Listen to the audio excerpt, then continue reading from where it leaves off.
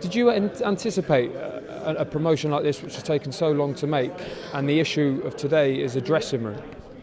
Yeah, because I know how much in control that they really want and how much Scott Quigg had to bend over to get this fight made, into the demands, as you see on the poster, the ring, everything else. But at the end of the day, Scott Quigg's in Manchester. He's the home fighter in the home corner.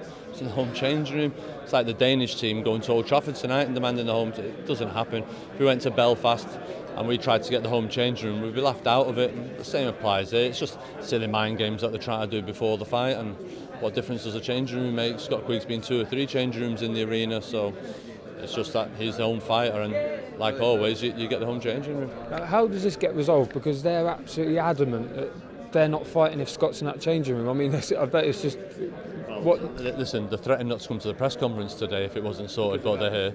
So you're telling me Carl Frampton's got to walk away from millions over a changing room? Listen, they're coming out with statements like that, they're embarrassing themselves. What do you take from that presser there, Joe? It was obviously a lot said, all sorts of issues raised. It's obviously the last kind of big talking point of the week. Yeah, they're trying to laugh things off, try to be relaxed and everything else, but you've seen at the end, even with Shane at the end there, his mass slips, trying to bring up my amateur boxing career and stuff like that, and what's that got to do with anything? You're asking me all the way through the press conference to show respect to that side, which I am doing, but no respect's being given back this side for the work that I've achieved, and what's my amateur career got to do anything? Just been nominated, given the Ring Magazine Trainer of the Year, 3 world champions, and I've paid my dues as an amateur coach and a professional coach, so I think they contradict themselves all the time, the bunch of hypocrites. Is it all just kind of water off a duck's back for you and Scott? Yeah, you've seen Scott there. I think Scott's the most relaxed man in the room here today. You've seen Carl at the end there, all tense, wound up, you can see it in his eyes, tapping Scott, and Scott pushed him back. You can just see the shock on his face, and it won't be the first time he'll have a look like that on his face when Scott starts landing around him. I feel sorry for Carl in a way, because all that on that side, it's all got to end in tears. You've known Scott a long time, obviously been through a lot with him. What have you learned about him this week in particular? Because he's, like you say, he's carried himself so well throughout. Scott always delivers on the big occasion. It never phases him. When he had his career best performance against Rendell Munro, it was on the undercard of 20,000 to Hatton Sechenko, and he went in there, and that's the best performance today. They said there was pressure against Kiko Martinez. Jason, he just goes out and delivers the big pressure. It's big pressure. If you look at him, nice and relaxed, ready to go out there and do the work. And I had to acknowledge everybody that's brought Scott Quigg to it today, like Brian Hughes, the promoters in the past, Wally Dixon, Ricky Hatton, and they all played the part to bring him where he is today, and which is headlining now in a huge unification fight. Just a word on Jose Burton, obviously a huge fight for him, a huge night, and someone you've been with, like you say, since he was a kid. Was it 2009 he won the ABAs?